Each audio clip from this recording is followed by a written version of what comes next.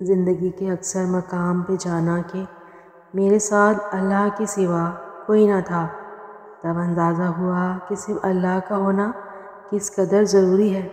حضرت علی نے فرمایا، اگر تم اس وقت مسکراتے ہو جب تم پوری طرح ٹوٹ چکے ہو تو یقین جانو دنیا میں تمہیں کبھی کوئی نہیں ہرا سکتا۔ تھک جانا برا نہیں ہے، مایوس ہو جانا برا ہے۔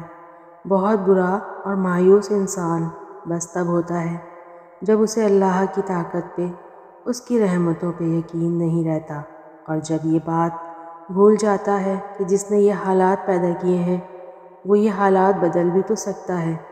دیکھو، ہر چیز انسان کے بس میں نہیں ہوتی، بلکہ کوئی بھی چیز انسان کے بس میں نہیں ہوتی جب تک اللہ نہ چاہے۔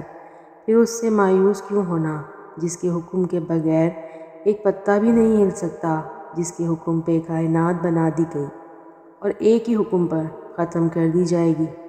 مایوس تو وہ ہوتے ہیں جن کے پاس اللہ نہیں ہوتا۔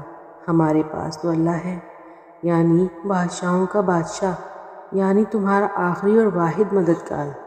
پہلے میں بھی اللہ سے سوال کیا کرتی تھی کہ کیوں اللہ، میں ہی کیوں؟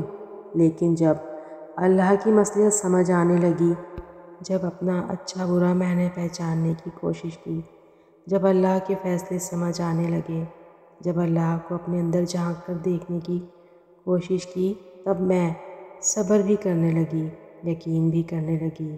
پھر آہستہ آہستہ وہ سب کرتی گئی جو اس کی چاہت تھی۔ ایسا نہیں میں روتی نہیں تھی، میں روتی بھی تھی ان چیزوں کے لیے جو مجھے ناممکن لگتی تھی، لیکن ایک یقین رکھتی تھی کہ اس کے یہاں تو سب ممکن ہے، وہ تو سب کر سکتا ہے۔ شاید وہ یہ سب اس لیے نہیں کر رہا کہ وہ مجھے آزما رہا ہے۔ میں تب بھی سوچ کر صبر کرتی اور سب اس پر چھوڑ کر ایک دن اتنا مضبوط ہو گئی کہ پھر اس نے آہستہ آہستہ وہ سب دینا شروع کر دیا جو میں اس سے مانگا کرتی تھی۔ اور جب میں اس کی یہ سب نشانیاں دیکھنے لگی، اس کی طرف سے چھوٹی چھوٹی خوشیاں قبول کرنے لگی، تو مجھے اوروں سے بھی زیادہ نوازتا گیا۔ پھر ایک دن وہی ہوا جو اب میری چاہت بن گئی، اور جو میری چاہت تھی وہی تو اس کی چاہت تھی۔